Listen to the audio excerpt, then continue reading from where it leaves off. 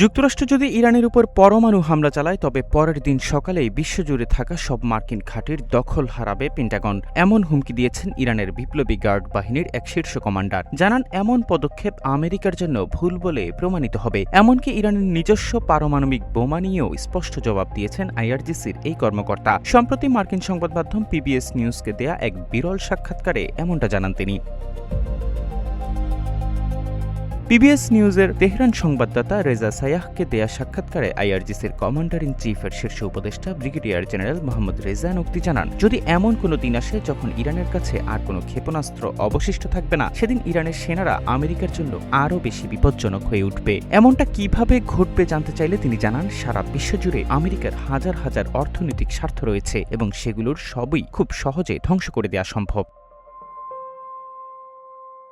মার্কিন পরমাণু বোমার ব্যবহারের আশঙ্কার কথা জানতে চাইলে ব্রিগেডিয়ার নকতি জানান, এটি তাদের জন্য একটি বড় ভুল বলে প্রমাণিত হতে পারে। আমেরিকানরা পরমাণু বোমা ব্যবহার করার পরের দিন সকালেই সারা বিশ্বে তাদের সমস্ত সামরিক ঘাঁটি দখল হয়ে যাবে। আজকের পরিস্থিতি দ্বিতীয় বিশ্বযুদ্ধের মতো নয়। বিশ্বের কেউই এমন অপরাধ করার অনুমতি দেবে না, কারণ পরবর্তী শিকার তারা নিজেরাও হতে পারে।